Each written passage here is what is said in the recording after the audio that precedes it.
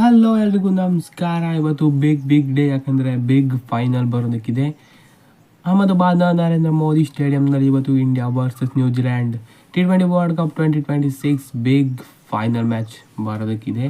So ಈ ಮ್ಯಾಚ್ನ ಕುರಿತಾದ ಪ್ರಿವ್ಯೂ, ಪ್ಲೇಯಿಂಗ್ 11 ಹೇಗೆ ಮಾಡ್ಬೋದು ಎಲ್ಲನೂ ಡೀಟೇಲ್ ಆಗಿ ನೋಡೋಣ ಈ ವಿಡಿಯೋದಲ್ಲಿ. ಅದಕ್ಕೂ ಮೊದಲು ಚಾನಲ್ಗೆ ಹೊಸಬರಾಗಿದ್ದರೆ ದಯವಿಟ್ಟು ಸಬ್ಸ್ಕ್ರೈಬ್ ಮಾಡ್ಕೊಳ್ಳಿ. ಬನ್ನಿ ವಿಡಿಯೋನ ಪಟ ಅಂತ ಸ್ಟಾರ್ಟ್ ಮಾಡೋಣ. ಸೊ ಇವತ್ತು ಬಿಗ್ ಫೈನಲ್ ಬರೋದಕ್ಕಿದೆ, India versus New Zealand match. So ಎರಡು ಟೀಮ್ ಕೂಡ ನೆಕ್ಸ್ಟ್ ಲೆವೆಲಾಗಿ ಸ್ಟ್ರಾಂಗ್ ಆಗಿದ್ದಾರೆ ಈ ವರ್ಲ್ಡ್ ಕಪ್ನಲ್ಲಿ. ಹಾಗೆಯೇ 7 ಗಂಟೆಯಿಂದ ಮ್ಯಾಚು ಸ್ಟಾರ್ಟ್ ಆಗ್ತದೆ. ಅಲ್ಲಿ ಮ್ಯಾಚ್ ಸ್ಟಾರ್ಟ್ ಆದಮೇಲೆ ಅಲ್ಲಿ ಎದೆ ಬಡಿತ ನಮ್ಮದು ಜಾಸ್ತಿ ಆಗುತ್ತೆ. ಸೊ ನರೇಂದ್ರ ಮೋದಿ ಸ್ಟೇಡಿಯಂ ಅಂತ ಹೇಳಿದ್ರೆ ನಮ್ಗೆ ಅಷ್ಟೊಂದು ಚೆನ್ನಾಗಿಲ್ಲ. ಸೊ ಲಕ್ಕನ್ನು ತಂದು ಕೊಟ್ಟಿಲ್ಲ. ಸೊ ಇವತ್ತು ಆ ಲಕ್ಕನ್ನು ತಂದು ಕೊಡಬೇಕಿದೆ ಖಂಡಿತವಾಗ್ಲೂ, ಬಿಗ್ ಮ್ಯಾಚ್ ಆಗಿರೋದ್ರಿಂದ.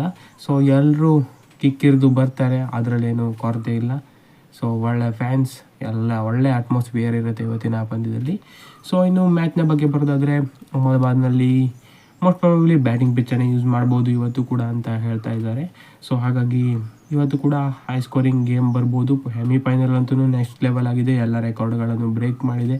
ವ್ಯೂವರ್ಶಿಪ್ಪಲ್ಲಿ ಆಗಿರ್ಬೋದು, ರನ್ಸ್ ಖಾಲಿ ಹಾಕೋದ್ರಲ್ಲಾಗಿರ್ಬೋದು, ಎಲ್ಲದರಲ್ಲೂ ನೆಕ್ಸ್ಟ್ ಲೆವೆಲ್ ಆಗಿತ್ತು ಪಂದ್ಯ.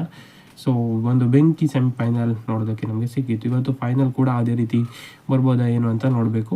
ಸೊ ಟಾಸ್ ವಿನ್ ಆದ ತಂಡ ಬಾಲ್ ಫಸ್ಟ್ ತಗೊಬಹುದು ಅಂತ ಹೇಳಿದ್ದಾರೆ. ಸೊ ಡ್ಯೂ ಸ್ವಲ್ಪ ಬರೋದ್ರಿಂದ ಸೊ ಏನು ಮಾಡ್ತಾರೋ ಗೊತ್ತಿಲ್ಲ. ಬ್ಯಾಟಿಂಗ್ ಫಸ್ಟ್ ಮಾಡಿದ್ರೇನು ತೊಂದರೆ ಇಲ್ಲ ಅಂತ ಅನಿಸುತ್ತೆ. ಇಂಡಿಯಾ ಬ್ಯಾಟ್ ಫಸ್ಟೇ ಚೆನ್ನಾಗಿ ಮಾಡಿದ್ದಾರೆ ಈ ಸೀಸನ್ನಲ್ಲಿ. ಇನ್ನು ನರೇಂದ್ರ ಮೋದಿ ಸ್ಟೇಡಿಯಂನಲ್ಲಿ ಈ ಸೀಸನ್ನಲ್ಲಿ ಒಂದು ಸರಿ ಸೋತಿದ್ದಾರೆ ಇಂಡಿಯಾ ತಂಡ. ಸೋತಿರೋ ಮ್ಯಾಚ್ ಅಲ್ಲೇ ಬಂದಿರೋದು.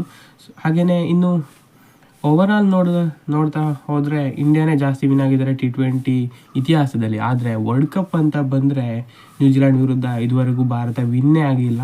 T20 ವರ್ಲ್ಡ್ ಕಪ್ ಇತಿಹಾಸದಲ್ಲಿ ನ್ಯೂಜಿಲ್ಯಾಂಡನ್ನು ಸೋಲಿಸೇ ಇಲ್ಲ ಅಂತೆ ಭಾರತ. ಸೊ ಒಂದೆರಡು ಡ್ರಾಬ್ಯಾಕ್ಸ್ ಇದೆ ಇವತ್ತಿನ ಪಂದ್ಯಕ್ಕೆ. ಸೊ ಅದೆಲ್ಲ ಸ್ಟ್ಯಾಟ್ಸನ್ನು ಬದಿಗಿಡಬೇಕು ಇವತ್ತು.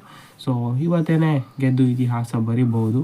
ಇನ್ನು ಸಂಜು ಸ್ಯಾಮ್ಸನ್ ಅವರ ಫಾರ್ಮು ನೆಕ್ಸ್ಟ್ ಲೆವೆಲ್ ಆಗಿದೆ, ಅದು ಕೀ ಅಂತಲೇ ಹೇಳ್ಬೋದು ಭಾರತ ತಂಡಕ್ಕೆ. ಇನ್ನು ಅಭಿಷೇಕ್ ಶರ್ಮಾ ಪಾರ್ಟಿಗೆ ಬರ್ತಾರೆ ಏನು ಅಂತ ನೋಡಬೇಕು. ಪ್ರಿಡಿಕ್ಟೆಡ್ ಪ್ಲೇಯಿಂಗ್ 11ನ ಬಗ್ಗೆ ಹೋಗೋಣ ಸ್ಟ್ರೈಟ್ ಅವೇ ನಾವು ಇವಾಗ. ಸೊ ಪ್ಲೇಯಿಂಗ್ 11 ಏನು ಬದಲಾವಣೆ ಮಾಡೋದು 100% ಡೌಟ್ ಅಂತ ಅನಿಸ್ತಾ ಇದೆ. ಅಭಿಷೇಕ್ ಶರ್ಮಾ ಜೊತೆ ಸಂಜು ಸ್ಯಾಮ್ಸನ್ ಓಪನಿಂಗ್ ಮಾಡ್ತಾರೆ. ಸೊ ಸಂಜು ಸ್ಯಾಮ್ಸನ್ ಅಂತೂ ಒಳ್ಳೆ ಫಾರ್ಮ್ನಲ್ಲಿದ್ದಾರೆ. ಅವರ ಫಾರ್ಮ್ ಇವತ್ತು ಕೂಡ ಕಂಟಿನ್ಯೂ ಆದ್ರೇ ಉತ್ತಮವಾಗಿರುತ್ತೆ. ಇನ್ನು ಅಭಿಷೇಕ್ ಶರ್ಮಾ ಫೈನಲ್ ಮ್ಯಾಚ್ನಲ್ಲಿ ಆಡಲೇಬೇಕಾದ ಪರಿಸ್ಥಿತಿ ಇದೆ, ಯಾಕಂದರೆ ಥ್ರೂಔಟ್ ದ ಟೂರ್ನಮೆಂಟ್ ಚೆನ್ನಾಗಿ ಬಂದಿಲ್ಲ. So last year Virat Kohli ಅವರು ಏನು ಮಾಡಿದ್ದಾರೆ ಆ ಕೆಲಸವನ್ನು ಇವತ್ತು ಅಭಿಷೇಕ್ ಶರ್ಮಾ ಮಾಡಬೇಕಾಗುತ್ತೆ. ಥ್ರೂಔಟ್ ದ ಟೂರ್ನಮೆಂಟು ಸ್ವಲ್ಪ ಮಂಕಾಗಿದ್ರು ಲಾಸ್ಟ್ ವರ್ಲ್ಡ್ ಕಪ್ಪಲ್ಲಿ ವಿರಾಟ್ ಕೊಹ್ಲಿ ಅವರು. ಹಾಗೆಯೇ ಫೈನಲ್ನಲ್ಲಿ ಒಂದು ಮ್ಯಾಚ್ ವಿನ್ನಿಂಗ್ ಇನ್ನಿಂಗ್ಸನ್ನು ಆಡ್ತಾರೆ. ಸೊ ಅದೇ ಕೆಲಸವನ್ನು ಇವತ್ತು ನಾವು ಅಭಿಷೇಕ್ ಶರ್ಮಾಯಿಂದ ಎಕ್ಸ್ಪೆಕ್ಟ್ ಮಾಡಬೇಕು. ಸೊ ಒಂದು ಸೇವಿಂಗ್ ಇಟ್ ಫಾರ್ ಫೈನಲ್ಸ್ ಅಂತ ಒಂದು ಬಿಗ್ ನಾಕ್ ಬಂದರೆ ನೆಕ್ಸ್ಟ್ ಲೆವೆಲ್ ಆಗಿರುತ್ತೆ. ಇನ್ನು ಒನ್ ಡೌನ್ನಲ್ಲಿ ಇಶಾನ್ ಕಿಶನ್ ಒಳ್ಳೆ ಫಾರ್ಮ್ನಲ್ಲಿದ್ದಾರೆ.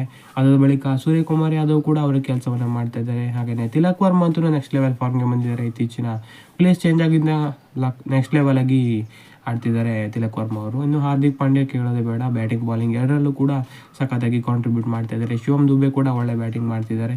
ಇನ್ನು ಅಕ್ಷರ್ ಪಟೇಲ್ ಅಂತೂ ಕೇಳೋದೇ ಬೇಡ, ಬ್ಯಾಟಿಂಗ್ ಬಾಲಿಂಗ್ ಫೀಲ್ಡಿಂಗ್ ಅಂತ ಮೂರರಲ್ಲೂ ಸಖತ್ತಾಗಿ ಆಡ್ತಾ ಇದ್ದಾರೆ. ಎಕ್ಸ್ಪೆಕ್ಟ್ರ್ ಕೂಡ ಆಗ್ಬೋದು ಇವತ್ತು ಅವರು, ಯಾಕಂದರೆ ನಾಕೌಟ್ಸಲ್ಲಿ ಅವರ ರೆಕಾರ್ಡ್ಸು ತುಂಬಾ ಚೆನ್ನಾಗಿದೆ. ಸೊ ಹಾಗಾಗಿ ಇನ್ನು ಬೌಲಿಂಗ್ ಅಂತ ಬಂದರೆ ಹರ್ಷದೀಪ್ ಸಿಂಗ್, ಜಸ್ಪ್ರೀತ್ ಬುಮ್ರಾ ಎರಡು ಪೇಸ್ ಬೌಲರ್ಸ್ ಮೇನು ನಮ್ಮದು.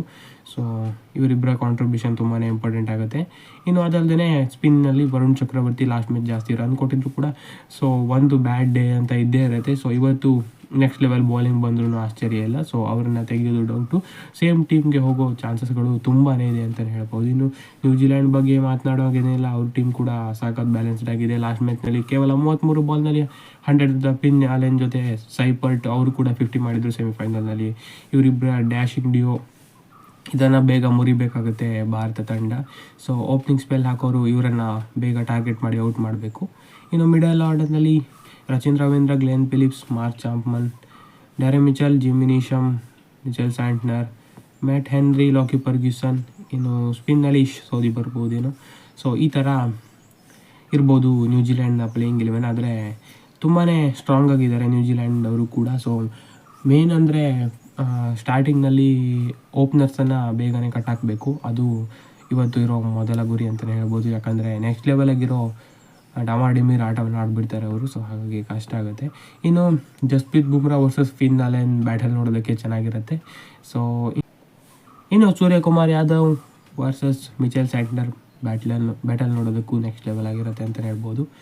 ಸೊ ಭಾಳ ಬುದ್ಧಿವಂತಿಕೆಯಿಂದ ಆಗ್ತಾರೆ ಮಿಚೆಲ್ ಸ್ಯಾಂಟ್ನರ್ ಅವರು. ಸೊ ಹಾಗಾಗಿ ಸ್ವೀಪ್ಸ್ ಹೊಡೆಯೋದಕ್ಕೆ ಹೋಗ್ತಾರೆ ಸೂರ್ಯಕುಮಾರ್ ಯಾದವ್ ಅವರು ಅವರ ವಿರುದ್ಧ. ಸೊ ಈ ಬ್ಯಾಟಲ್ ಕೂಡ ನೆಕ್ಸ್ಟ್ ಲೆವೆಲ್ ಆಗಿರುತ್ತೆ ಅಂತಲೇ ಹೇಳ್ಬೋದು. ಇನ್ನು Sanju Samson versus mat henry, ಯಾಕಂದರೆ ಓಪನಿಂಗ್ ಸ್ಪೆಲ್ಗೆ ಬರೋದು ಮ್ಯಾಟ್ ಹೆನ್ರಿ ಅವರು, ಹಾಗೆಯೇ ಸಂಜು ಸ್ಯಾಮ್ಸನ್ ಒಳ್ಳೆ ಫಾರ್ಮ್ನಲ್ಲಿದ್ದಾರೆ. ಈ ಬ್ಯಾಟಲ್ ಕೂಡ ನೋಡೋದಕ್ಕೆ ನೆಕ್ಸ್ಟ್ ಲೆವೆಲ್ ಆಗಿರ್ಬೋದು ಅಂತ ಅನಿಸ್ತಾ ಇದೆ. ಇನ್ನು ನಾಕೌಟ್ ಹಂತದಲ್ಲಿ ಇಂಡಿಯಾ ವರ್ಸಸ್ ನ್ಯೂಜಿಲೆಂಡ್ ಯಾವ್ಯಾವಾಗೆಲ್ಲ ಜೊತೆಯಾಗಿದ್ದಾರೆ ಅಂದರೆ 2000 ಆಗಿತ್ತು ಚಾಂಪಿಯನ್ಸ್ ಟ್ರೋಫಿ ಫೈನಲ್, ಅದರಲ್ಲಿ ನ್ಯೂಜಿಲೆಂಡ್ ವಿನ್ ಆಗಿದ್ದರು. ಇನ್ನು ವರ್ಲ್ಡ್ ಟೆಸ್ಟ್ ಚಾಂಪಿಯನ್ಶಿಪ್ ಫೈನಲ್ 2021 ನ್ಯೂಜಿಲೆಂಡೇ ವಿನ್ ಆಗಿದ್ದರು. ಇನ್ನು ಲಾಸ್ಟ್ ಇಯರು ಚಾಂಪಿಯನ್ಸ್ ಟ್ರೋಫಿ ಫೈನಲಲ್ಲಿ ಇಂಡಿಯಾ ವಿನ್ ಆಗಿ ರಿವೆಂಜನ್ನು ತೊಗೊಂಡಿದ್ರು. ಸೊ ಇವತ್ತು ಕೂಡ ವಿನ್ ಆಗ್ಬೋದು ಅಂತ ಅನಿಸ್ತಾ ಇದೆ. ಇನ್ನು ಆಗಲೇ ಹೇಳಿದಾಗೇ ನ್ಯೂಜಿಲೆಂಡ್ ವಿರುದ್ಧ ಇದುವರೆಗೂ ಇಂಡಿಯಾ T20 ವರ್ಲ್ಡ್ ಕಪ್ಪಲ್ಲಿ 1 ಮ್ಯಾಚ್ ಕೂಡ ಗೆದ್ದಿಲ್ಲ. 3 ಮ್ಯಾಚ್ ಆಗಿದೆ, 3 ಕೂಡ ನ್ಯೂಜಿಲೆಂಡೇ ವಿನ್ ಆಗಿದ್ದಾರೆ. ಹಾಗೆಯೇ 3 ಇದೇ ಥರ ಸ್ಟ್ಯಾಟ್ಸ್ ಇದೆ. ಇನ್ನು home team T20 world cup ಟೈಟಲನ್ನು ಎತ್ತಿಲ್ಲಂತೆ, ಅಂದರೆ ಹೋಸ್ಟ್ ಮಾಡೋ ನೇಷನ್ನು. ಸೊ ಇದು ಒಂದು ಕೂಡ ಇದೆ. ಇನ್ನು T20 ವರ್ಲ್ಡ್ ಕಪ್ ಟೈಟಲನ್ನು ಡಿಫೆಂಡ್ ಕೂಡ ಯಾರೂ ಮಾಡ್ಕೊಂಡಿಲ್ವಂತೆ, ಅಂದರೆ ಬ್ಯಾಕ್ ಟು ಬ್ಯಾಕ್ ಆಗಿ ಯಾರೂ ಕೂಡ T20 ವರ್ಲ್ಡ್ ಕಪ್ಪನ್ನು ಗೆದ್ದಿಲ್ವಂತೆ. ಸೊ ಇದೊಂದು 3 ಮೇನ್ ಪಾಯಿಂಟ್ಸ್ ಇದೆ. ಸೊ ಇವತ್ತೇನಾದರೂ ಗೆದ್ದರೆ ಇದು 3 ಭಾರತ ಫಿನಿಷ್ ಮಾಡ್ದಂಗೆ ಆಗುತ್ತೆ. ಸೊ ನೋಡೋಣ, ಎಲ್ಲ ಅಡೆತಡೆಗಳನ್ನು ಮೆಟ್ಟಿ ನಿಂತು ಗೆಲ್ಲಬೇಕು. ಇವತ್ತು ಭಾರತ ಗೆಲ್ತಾರೆ ಅಂತ ಕೂಡ ಅನಿಸ್ತಾ ಇದೆ. ಸೊ ನೆಕ್ಸ್ಟ್ ಲೆವೆಲ್ ಆಗಿರೋ ಮ್ಯಾಚ್ ಕೂಡ ಬರೋದಕ್ಕಿದೆ ಅಂತ ಅನಿಸ್ತಾ ಇದೆ. ಸೊ ಇದಾಗಿತ್ತು ಈ ಮ್ಯಾಚ್ನ ಕುರಿತಾದಂತಹ ಸಣ್ಣ ಪ್ರಿವ್ಯೂ. ಸೊ ಯಾರು ಗೆಲ್ಬೋದು ಇವತ್ತು ಏನು ಅಂತ ಕಮೆಂಟ್ ಮಾಡಿ ತಿಳಿಸಿ. ಸೊ ಇನ್ನೊಂದು ಟ್ರೋಫಿ ಎತ್ಬೋದು ಅಂತ ಅನಿಸ್ತಾ ಇದೆ ಭಾರತ ತಂಡ. ಸೊ ನಿಮ್ಗೇನು ಅನಿಸುತ್ತೆ ಅಂತ ಕಮೆಂಟ್ ಮಾಡಿ ತಿಳಿಸಿ. ಹೆಚ್ಚಿನ ವಿಡಿಯೋ ಆಗಿದೆ ದಯವಿಟ್ಟು ಸಬ್ಸ್ಕ್ರೈಬ್ ಮಾಡಿ sports in Kannada. Thank you.